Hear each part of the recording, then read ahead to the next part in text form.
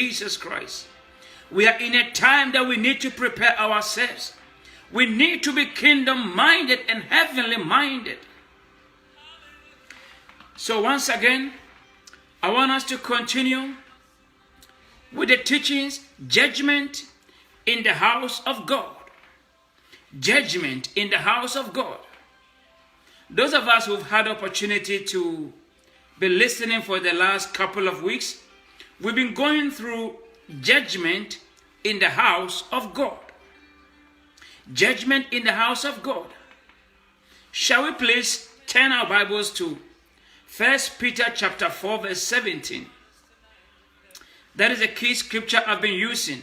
Judgment in the house of God. So if you can please turn your Bible with me to 1 Peter chapter 4 verse 17, then we shall all see it from the scriptures. Then it won't be like I'm quoting something from my mind. Now 1 Peter chapter 4 verse 17, the Bible says, I read the New King James Version. The Bible says, for the time has come for judgment to begin at the house of God. This is the word of God. He says, for the time has come for judgment to begin at the house of God. And if it begins with us first, what will be the end of those who do not obey the gospel of God? The word of God says that the time has come for judgment to begin at the house of God. For judgment to begin at the house of God. I believe we are in a time that we don't want to hear this kind of messages. We are in a season that we don't want to hear this kind of words. We want a messages that will make our ears to be tingling, that will make us feel good. Now, some messages will make your body feel good, but your soul will not feel good. But brethren, we shouldn't forget that we need to be saved right from within. So the Bible is saying here, 1 Peter chapter 4 verse 17, the time has come for judgment to begin at the house of God. Now, if the word of God is saying the house of God, he's referring to the church. He's referring to the body of Christ. So let me put it this way. For the time has come for judgment to begin in the church. For judgment to begin in the body of Christ. The time has come for judgment to begin within Christians, within believers. Now, the word of God is so direct. And whenever God is speaking, he speaks and he knows what he's saying. So God said, the time has come for judgment to begin at the house of God. Now, the reason why God said the house of God means that not everybody in the house is a believer. Not everybody in the house is a Christian. We have many people in the house of God who doesn't know Jesus. There are many people in the house who have no relationship. Now, the house of God is supposed to be a place with both people who are righteous and then unrighteous. But then when the unrighteous happen to be in the house of God, the presence in the house has to be able to bring some change through their spirit. Then they will also begin to desire to become righteous. But what do we see? People come into the house of God, and when they come, those who call themselves righteous, their lives are so rotten to the extent that people who come into the house of God, they don't have anything to emulate. They don't have anything to learn from. So they see themselves as, why should I live a righteous life because I'm the same as even the man of God preaching. In fact, you can be even better than the man of God preaching. So if God says judgment is beginning at the house of God, it is so serious. And I keep asking myself, why wouldn't God begin his judgment from a club or from a pub, from a disco? But rather, God is beginning his judgment from the house of God. Because we have come to a time that the church of Christ accepts everything. We are in a season, we are in a period that the church accepts everything. Almost anything is acceptable in the house of God. When some dressings which will not even be accepted for a presidential banquet, those dressings, we accept them in the house of God. When people are appearing before presidents, before kings, they dress neat. They cover every part of their body because they are appearing before dignitaries. But we come before the presence of God. We come into the house of God and we appear anyhow. We appear anyhow. And then when you say, they say, oh, our God is love. God does not look into the body. God looks into the heart. But don't forget, the Bible says, out of the abundance of the heart, the mouth speaks. So the way you appear is the excess, is the overflow of your life. The way you dress is the excess of your life, is the overflow of your life. When you have the Holy Ghost in you, when you have the Spirit of God residing and abiding in you, he teaches you what to wear. He shows you what to put on. When you have the Holy Ghost, you cannot dress half naked when you have the Holy Ghost in you. That's why the Bible says, now therefore there is no condemnation to those who are in Christ Jesus, who do not walk according to the flesh, but according to the Spirit. We are in a time that we so-called believers, we walk in the flesh. But because we go to churches, because we belong to denomination, we assume that we are Christians. My brothers and sisters, the fact that you belong to a denomination, it doesn't mean that your name is written in the Lamb Book of Life. You must have a relationship with the Lord Jesus before your name can be written in the Lamb Book of Life. Salvation is not acquired because you have a position in your organization. Because like I said last week, as far as God is concerned, it is the body of Christ. It is the body of Christ. When we come on earth here, we have names and various denominations. But we have come to a point, instead of the body of Christ focusing on the body of Christ, we focus on the denomination. Or in my church, this is how we do it. In my church, this is how we do it. In my church, our pastor has a degree in this and this and that. He has his doctorate. It's all good. It's all good. But that doesn't give you the salvation. So now the word of God is telling you and I that he is beginning his judgment from his house. God is beginning his judgment from his house. That means we have to begin to amend our ways. People of God, we need to change our ways. We need to amend the way we do things. The church of Christ today, we don't pay attention anymore to the second coming of Jesus, but we pay more attention on how we can live well, how we can prosper, how we can enjoy the blessings of God. They are all good, but we cannot enjoy the blessing of God at the expense of our salvation. People of God, our salvation is the number one priority. Jesus died to save our souls. Jesus died to save our soul and our spirit. Our soul and our spirit has to be saved first, has to prosper first before the body. But we have changed the gospel of Jesus Christ.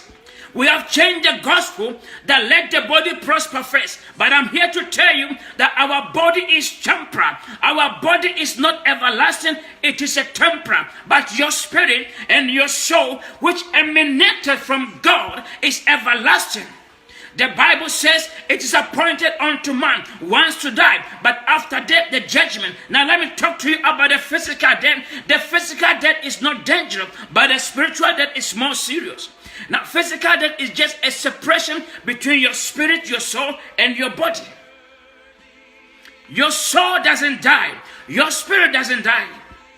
Because that is the part that came from God. Now, the Bible says in Genesis, that God said, let us make man in our image and in our likeness. And then in Genesis 2:7, and the Bible says the Lord God formed the man.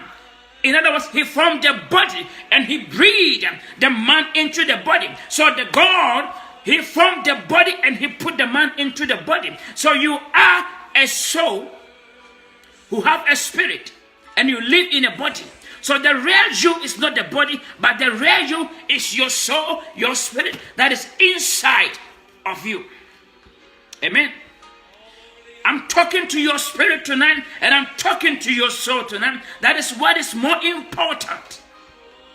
We need to pay more attention to our spirit and our soul before our body. We spend time to polish our body. How much time do we spend to polish our spirit man? How much time do we spend with our spirit man? And we use church to justify. We use church to defend ourselves. Oh, I go to church. It's good to go to church. But that is not enough. We need to have a relationship with Jesus. We need to have a personal intimacy, a personal relationship, one-on-one with Jesus. I want us to continue the message. The Bible says the time has come for judgment to begin in the house of God. We need to amend our ways. The judgment of God is beginning from the house of God. 1 Peter 4:7. The Bible says, but the end of all things is at hand. The Bible says the end of all things is at hand. Hebrews 10:37, the Bible says, for yet a little while, and he who is coming will come and will not tarry. The Bible says he who is coming will come and will not tarry. Jesus is coming, whether we like it or not. Whether we believe it or not. Our believing or our disbelieving doesn't change the word of God. The Bible says he has exalted himself above his word. God has bound himself with his word. God will not change his word because of our situations, because of our circumstances. In Revelation 3:11 it says, behold, I am coming quickly. Jesus is coming. Church, he is coming. But we shouldn't forget, he says he is coming for a church without spot, for a church without blemish. Let's be realistic. Let's ask ourselves that where we are, the church we are in, according to the word of God, is coming for a righteous church, a holy church. And I hear men of God who says, oh, that you cannot be perfect, you cannot be holy, yet they preach the gospel. It amazes me that you know that people of God cannot be perfect, then why do you preach the gospel? I also believe strongly that God will never ask us to do something that we cannot do. I want you to note it carefully, that God will not ask the body of Christ, his children, to do what we cannot do. So whatever God has said in his word, he knows we are capable of doing it. In fact, let me put it this way. Before God will ask you to lift a 10-kilo weight, He gives you the ability, the capacity to carry before He asks you to lift that weight. Amen. We have come to a point that all we are concerned is prosperity, is blessing, is worldliness. These are all good. Don't get me wrong. They are all good. Nobody is against prosperity. Nobody is against blessing. But you cannot prosper at the expense of your soul. You cannot be blessed at the expense of your soul. The prosperity begins from the spiritual realm. So the prosperity of your spirit is the number one before the prosperity of your soul. He said, seek first the kingdom of God and its righteousness, and then every other thing shall be added unto you. God wants us to seek His kingdom. He wants us to be kingdom-minded. And then He says, and I will add every other thing. He didn't say, when you give more. We have come to a time that men of God, people of God, are using the gospel to deceive a lot of people. Now, we have been taught all this while that the more you give, the more God will bless you. We need to study the Bible carefully. The more you give, the more God will bless you. So let's just ask ourselves, what about somebody who's not born again? You see, we are teaching gospel like God is hungry, God needs money. God doesn't need money. I'm not against giving. Don't get me wrong. I'm not against giving. Giving is kingdom principle. Giving is kingdom principle. We must give as people of God. I pray one day God will give us the opportunity, then we can learn the principles of kingdom giving. The principles of kingdom giving. I pray that one day God will give us an opportunity, then we can talk into detail the principle governing kingdom giving. Because God doesn't bless you because you are giving. We have to come to that. And now, people have come to a point that when they give, they expect God to give back to them. And they will quote, oh, the Bible says, give and it shall be given. We have to understand scriptures. I'm not talking about giving tonight, so I don't want to shift. I'm talking about judgment beginning in the house of God. In fact, all these things constitute why judgment is beginning in the house of God. The church is now shifting. The men of God are now shifting. We are much more concerned about the prosperity of our temporal house, which is our body, at the expense of our everlasting life. God wants the prosperity of our soul, our spirit. And then the prosperity of our body will follow. When you prosper spiritually, the bodily prosperity automatically will follow. It will follow. Amen. When you are spiritually prospered. Now, when we talk of blessing, I just want to explain this very quickly. When we talk of blessing, blessing is actually inside your spirit. It's inside of you. When we talk of blessing, it is not the car that you own. It is not the houses that you own. It is inside of you. It is inside of you. When Isaac pronounced blessing on Jacob, he declared blessing upon his son Jacob. Now I want to show you something. The moment Isaac pronounced that blessing on Jacob, straight away Jacob was blessed instantly within his spirit. He was blessed because he was declared blessed. Now, Jacob was blessed, but we didn't see any physical the tangibility of the blessing.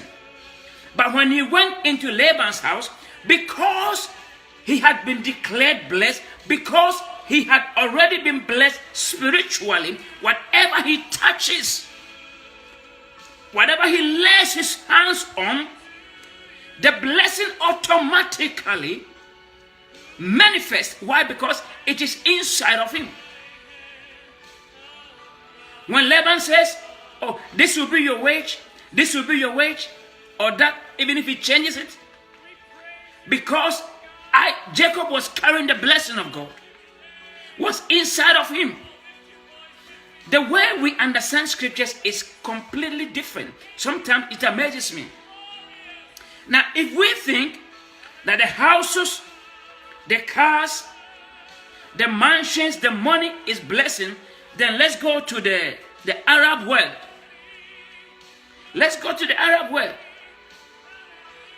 Now, when we talk of material possessions, they have more than we do. Can we say they are blessed? We can't say they are blessed. We cannot say they are blessed. They are not blessed. If you own a house or something, it's not a blessing. It is not a blessing. It is just the effects of the blessing. But that's not a blessing itself. The Bible says, I had not seen nor ear heard, neither has it entered into the heart of man. So blessing is way bigger than what we see.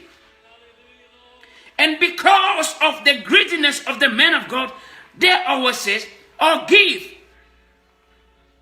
And we've come to a point like the more you give, the more God will bless you. The more God will bless you. Like I said, we'll talk about this into detail next time. The principles govern kingdom giving. But that's not what I'm talking about. Let's just turn our Bibles to Revelation chapter 3. Before I shift my message, Revelation chapter 3. And let's hear what God is saying to the church. Let's hear what God is saying to the church of Christ.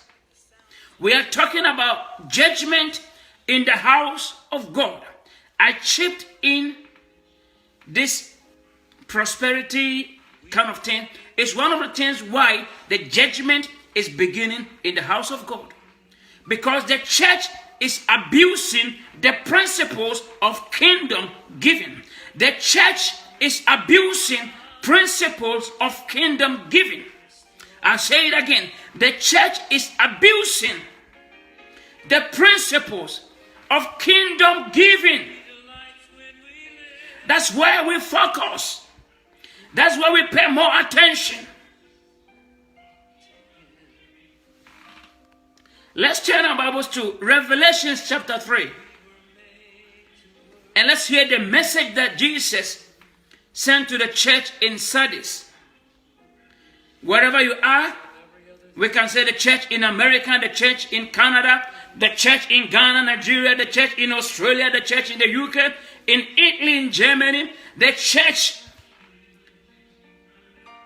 in Zimbabwe or South Africa. It is to the body of Christ. Now the Bible says, and to the angel of the church in Sardis, write. Jesus is talking to his church. He is talking to his body. He is talking to the people that he shed his blood. He paid the ransom and rescued us. The Bible says all have sinned and come short of the glory of God. The Bible says the wages of sin is death. And the gift of God is eternal life through Jesus Christ. We all have sinned and he died for us. He paid the price. Now he says, Revelation 3:1. These things says he who has the seven spirits of God and the seven stars. I know your works. Jesus is speaking here. Jesus is telling you and I. Jesus is telling the body of Christ that I know your works. Brethren, we shouldn't forget that our Jesus is omniscient. Our Jesus is omnipresent. As I'm talking to you now, he is right where you are, and he's right here where I am. He is omnipresent. He is omniscient. Our Jesus knows what you are thinking. Sometimes we think like children. We behave like kids. We think we can outsmart God. We think we can sneak. We can do something that God will not see us. He is omnipresent and omniscient. I want us to put this into our spirit. Jesus is omnipresent. He is omniscient. If what you are thinking in your mind, he knows it. He knows our thought. So we should know that we cannot deceive him. We cannot outsmart him. He says, I know your works. Jesus is telling me he knows my works. And he knows your works as well. He knows whatever you will be doing tomorrow. Whatever you will be doing a minute after now, he knows it. He says that you have a name, that you are alive, but you are dead.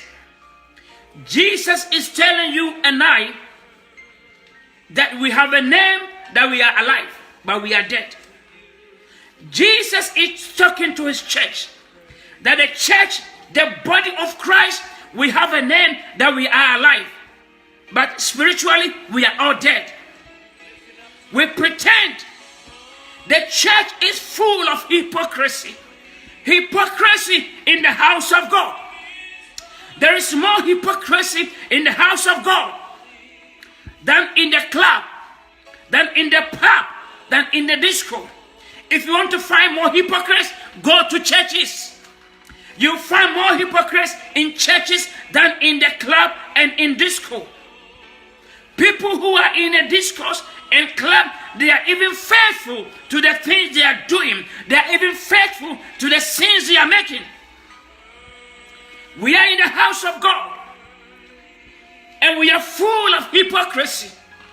Hypocrisy in the house of God. Pretending to be holy. Pretending to be righteous. Our Lord Jesus is telling you and I that he knows our works. We cannot deceive Jesus. We cannot deceive him.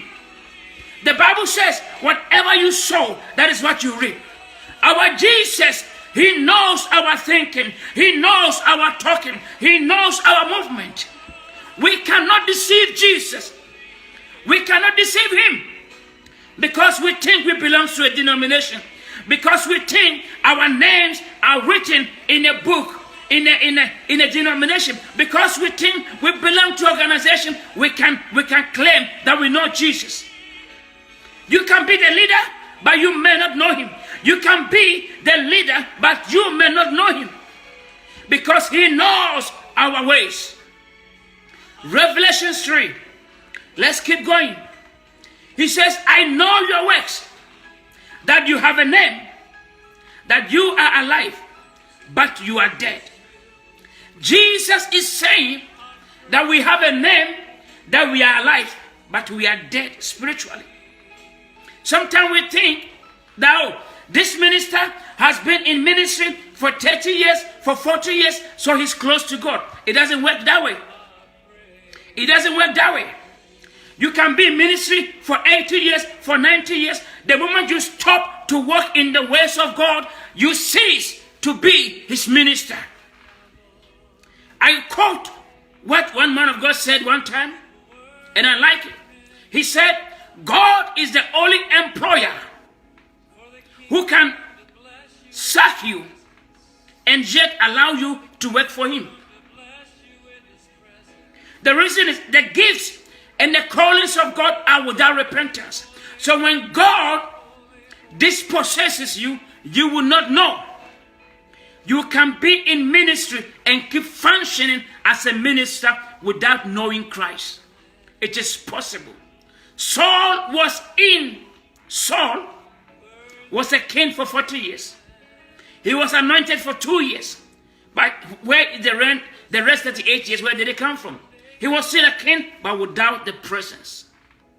There are most of us in the church without the presence. It is the presence of God that makes the difference. It's not the way, it's not the eloquency of how you can talk.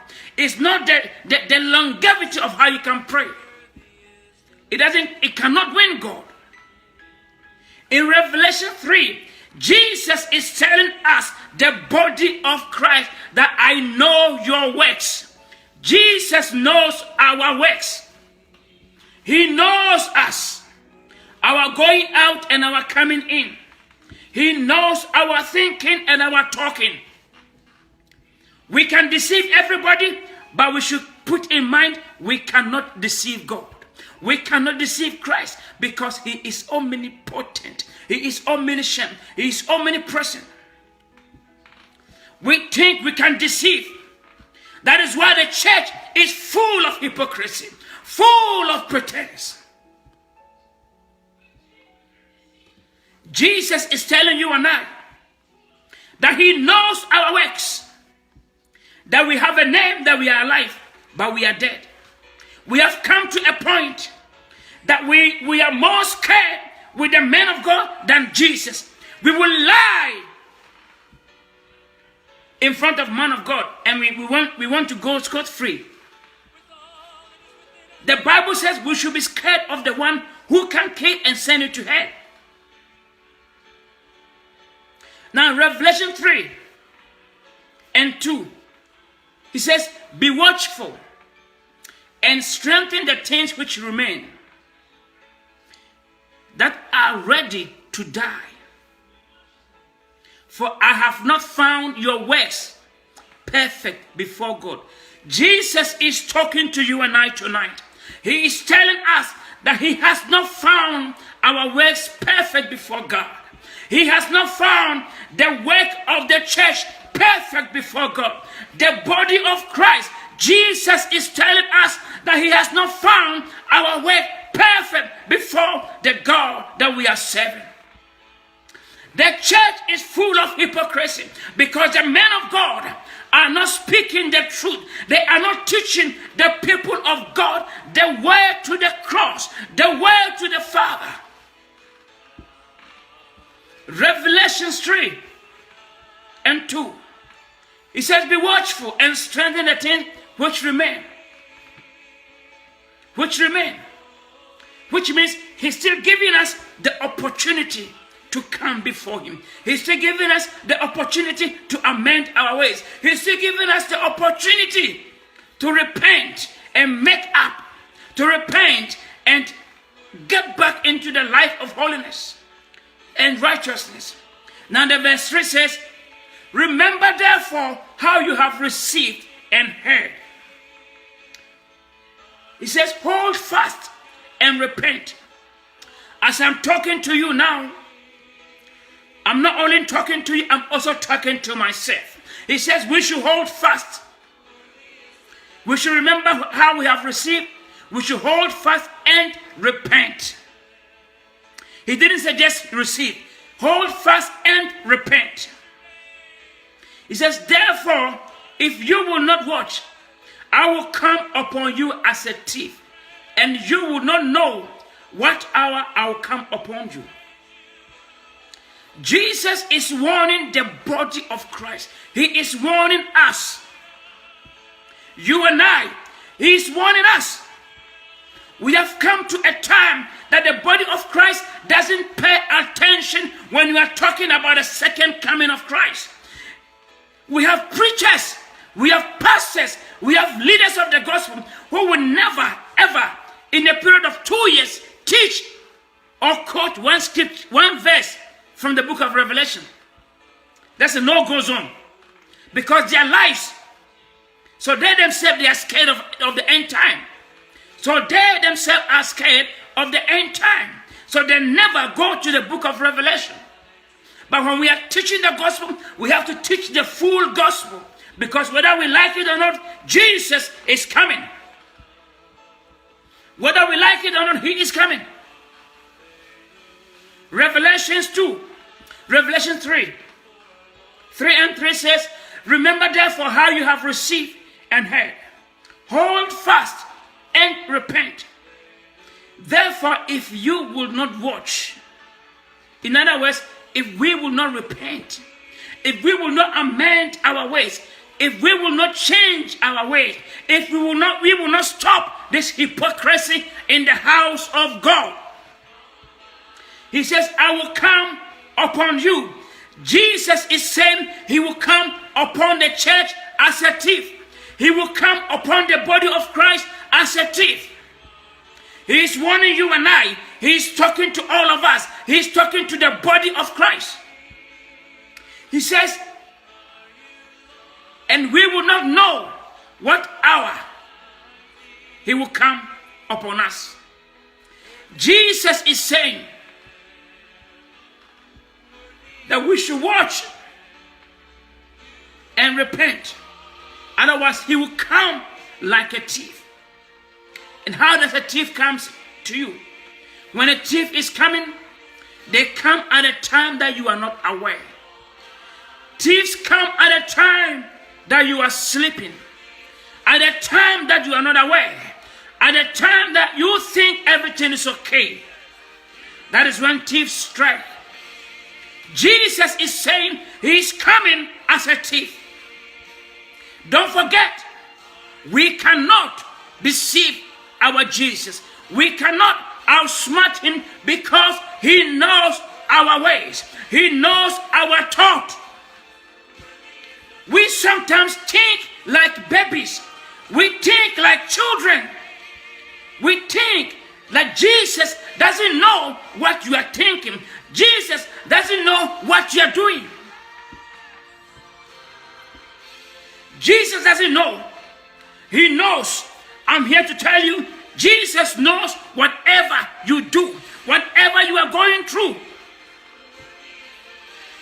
When we say, let's come and pray for breakthrough, everybody will be there because everybody wants breakthrough. But when we say, let's come and let's repent, let's amend our ways, let's get to know God, let's get back into the repentance, and let's get back into our first love, people begin to say all sort of things. Revelations 3 and 4 says, you have a few names, even in Sardis, in America, in Australia, in Canada, wherever you are. I wanted to put that nation there, who have not defiled their garments, and they shall walk with me in white, for they are worthy. Jesus wants all of us to be worthy. He wants all of us to be robed in white when he descends in his glory. But it doesn't come on a silver platter. It doesn't just happen. We need to repent and get back into our first love. The church of Christ, the church and the body of Christ, we need to repent and get into our first love because Jesus is coming. The hypocrisy in the house of God is too much. It's getting more and more. And I blame the men of God because most of the men of God are in ministry because of their stomach. And all those ones, it is my prayer that they will be judged first. Any man of God who is in ministry because of their stomach, they will be the ones who will have the judgment of God because they cannot deceive the people of God.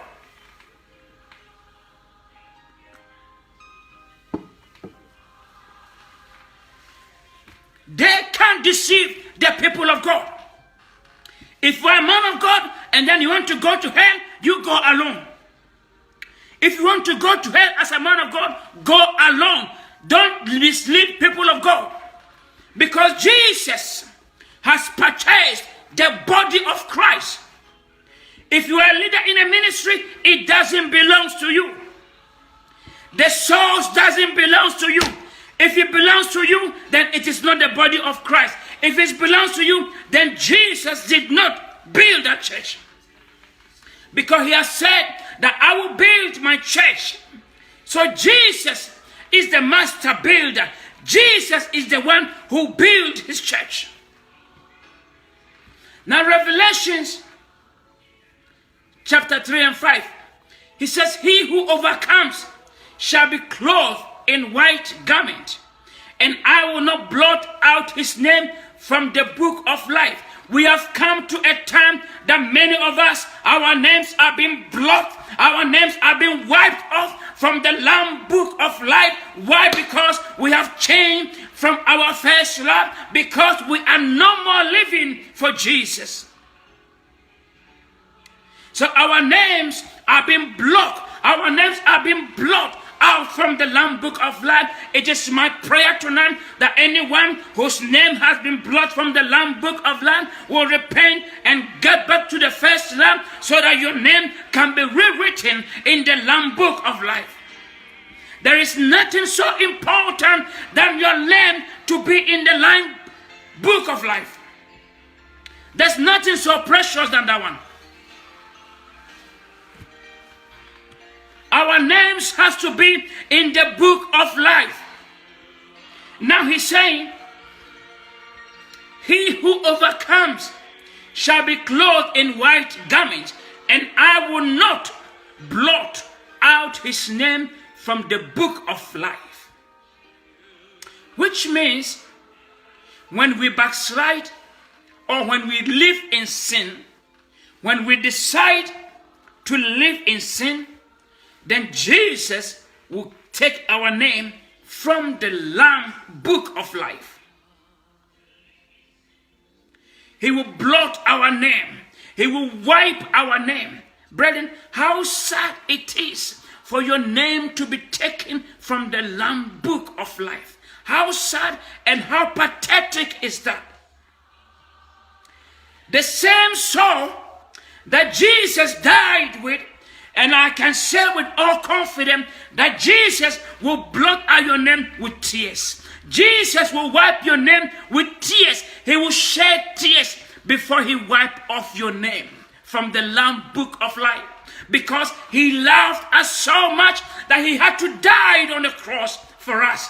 So it pains him a lot that for the same people that he died for, he has to take away their name from the book of life. Because we are refusing to repent. We are refusing to live in holiness. We are refusing to live in righteousness. We are refusing to live as God did. The Bible says our God is holy. Therefore we ought to be holy. It says without holiness, no one can please the Lord. Without holiness, no one can please the Lord. Holiness is not an option to the body of Christ. It is not an option. Don't let any man of God deceive you that we are in the grace of God. Grace doesn't mean you can live in sin. Grace simply means you have the opportunity to be restored. It is not the license to live and stay in sin. Men of God, stop deceiving the church. Stop deceiving the body of Christ. Grace is not license to live in sin. It is not. He is telling us in Revelation chapter 3 verse 5 that if we don't repent, if we don't get back into our first love, he's going to wipe our names from the Lamb book of life. He will wipe our name. He will cancel our name. You know, those times when we were in school, we had something we call register or roll call, anyhow we call it. We will mention our names, and it's pathetic when somebody dies. When one of the students pass out, we do a roll call, and then they will call his name. If they call his name, of course, the person is dead, there will be no response. Then we will take a red pen and mark and cancel the person's name. That's how it is spiritually. When we fail to repent, when we fail to get back to our first love, our Jesus takes a red pen and he will cancel our name. He will blot our name. He will erase our name and take our name from the Lamb book of life. Like I said, Jesus would do it with tears. He would do it with agony. He will agonize him, but he had to do it because our God is so holy. Our God is so pure. He cannot stand sin. Our God cannot stand sin. He hates sin. He hates sin. Because the men of God are not telling the body that sin, God hates it. He is holy God. He is pure. That is why he is coming for a church that is pure and holy. A church without blemish and wrinkles. What do we see? The church, the body of Christ, is full of corruption, full of hypocrisy, wrinkling, all sort of sports, sins, and all kinds of filthiness in the body of Christ. And then the man of God will stand on the pulpit and say, we are in a grace. We are in a grace. Who told you that grace is a license to sin? Grace doesn't mean you will have to live in sin. He says, whosoever is born of God does not practice sin. According to 1 John 3:9. Whosoever is born of God does not practice sin.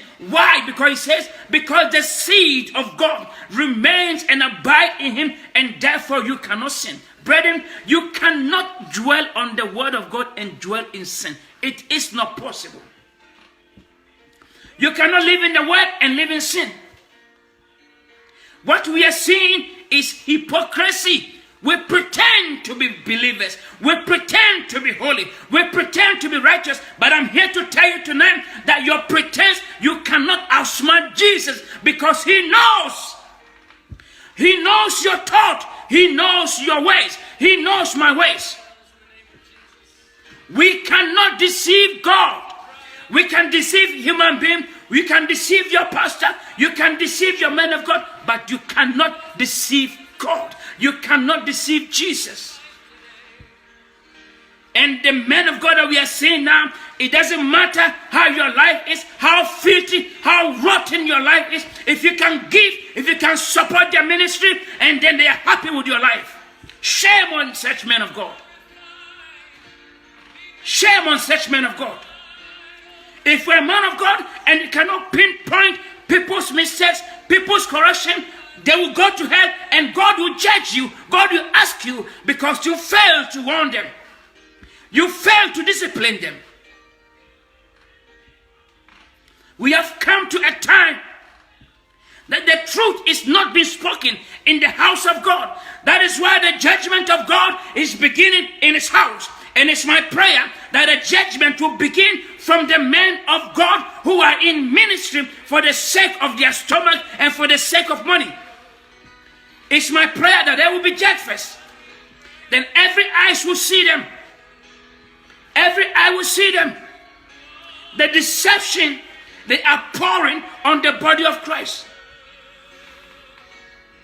He says, he who overcomes shall be clothed in white garments, and I will not blot out his name from the Lamb book of life, but I will confess his name before my Father and before his angels.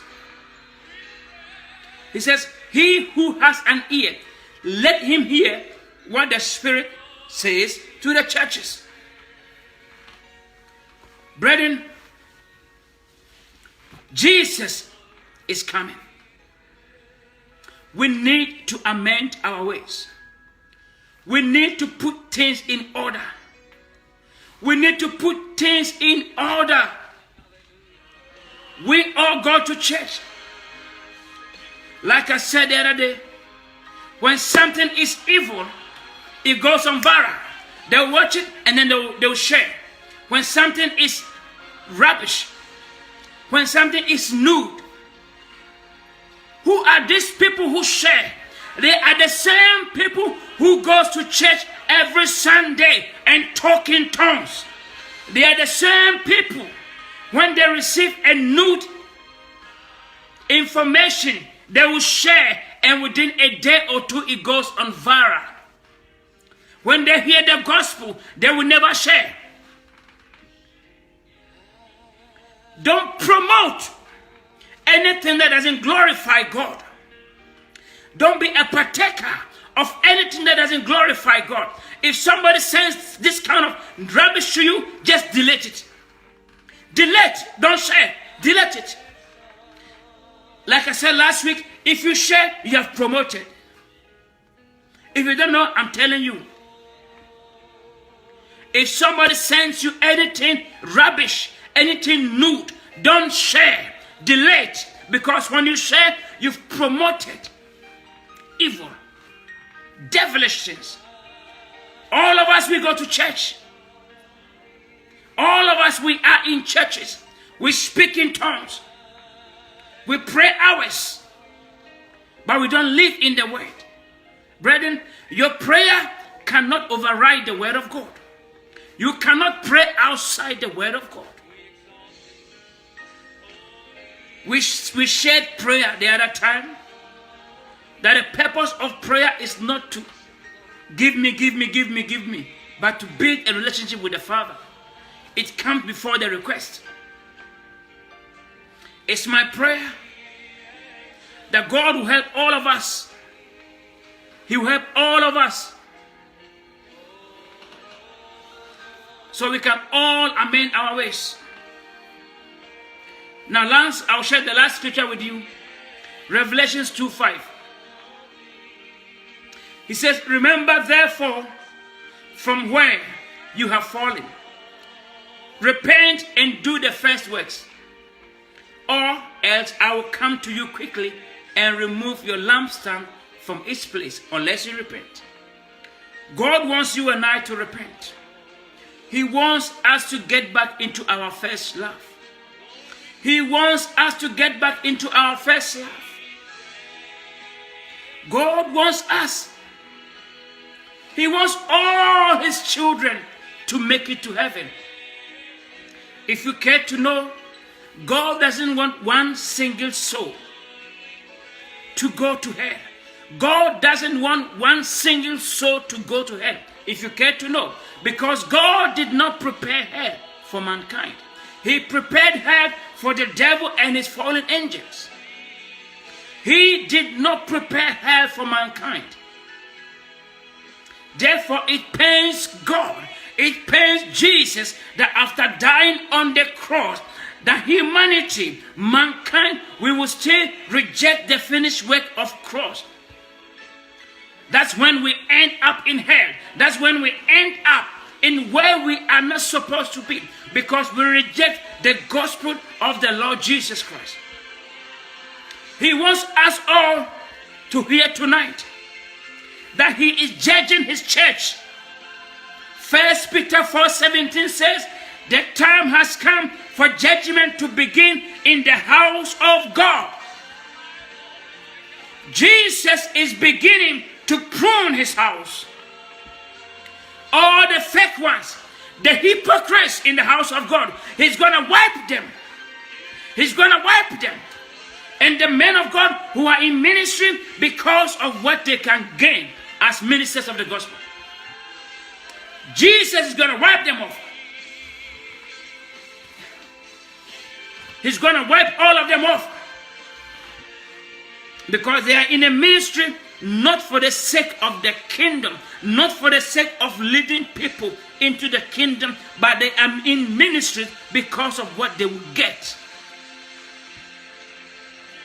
Because of what they will get as ministers. He's telling us tonight that we should repent and get back to our first love.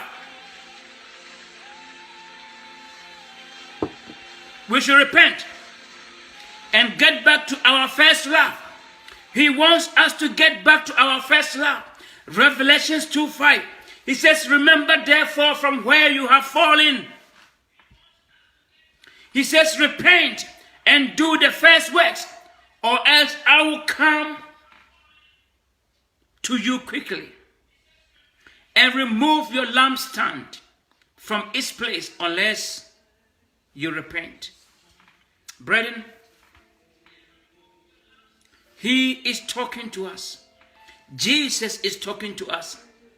It's not only you, he's also talking to me. He's talking to all of us that we need to repent as the body of Christ, as individuals.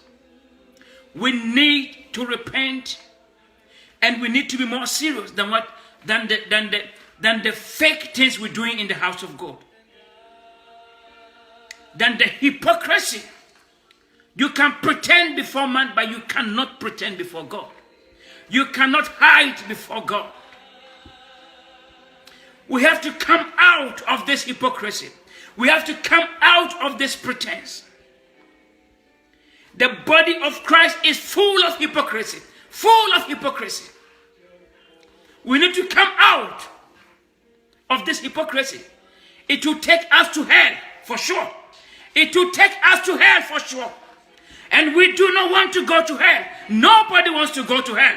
But if we don't repent, we will end up going to hell. When you tell your brother or your sister the truth, the one thing they will say is, you are judging me. You are judging me. I'm not judging you. I'm telling you the truth. The truth hurts. The truth is painful. But the truth is what will set you free. The truth is the only thing that will set you free. Jesus said in John chapter 8 verse 32, he says, you shall know the truth, and the truth shall set you free. By the grace of God, you are hearing the truth tonight. And the truth is telling you and I that we have to repent and get back to our old ways and get back into our first love. Otherwise, he says, he will come unto us quickly and remove the lampstand. And he says that he will blot our name from the Lamb Book of Life. He says he will take our names from the Lamb Book of Life. Don't let any man of God tells you that we are in a grace. Oh, God is love. Yes, God is love, but God will judge us in his love. I want you to know that the judgment of God is also the love of God. The judgment of God is also the love of God. Because he loves us, that's why he judges us. We just misquote scriptures. Oh, we are in grace. Though we dress anyhow. You see a woman in a church half naked, and we say we are in the grace. Grace means you can dress half naked. It's a shame. It's a shame. That is why the world is making fun of believers. That is why the world is making mockery of believers, because they are waiting for the manifestation of the sons of God. Instead of seeing the sons, the sonship, what are they seeing? They are seeing the nature of Satan in the people who call themselves believers. They don't see Christ in us. They don't see the nature of Christ in us. That is why they make mockery of us. When they see Christ in you, they will respect whatever you say. They will respect whatever you do. But because they don't see the nature of Christ in us. So we have to go ahead and tell them, oh brother or sister, oh, I am a Christian. If you see a police officer, you don't need to say, this is a police officer. The uniform itself tells you who that person is. As a body, as a believer, there is a mark upon your faith that when the Holy Ghost, when you are filled with the Holy Ghost, when you walk and abide in the things of God, when you are walking, there is a mark on you. When the devil sees you, he knows that you belong to him. You belong to Jesus. How do I know? In Acts 19, when the demons manifested, they said, Jesus we know, Paul we know, but who are you? But who are you? So the devil knows those who are genuinely serving God, and he knows those who are faking. Now let me tell you this one. When you are faking yourself in the church, when you are faking in the body of Christ, the devil will not touch you because you already belong to him. And you think everything is flourishing because of your prayer. It's not because of your prayer. It's because you already in the camp of the devil. You are not a threat anymore. He doesn't concern about you anymore because you already belongs to him. You already belongs to him. And that is why we see the church filled with hypocrites. People who live in hypocrisy, double life.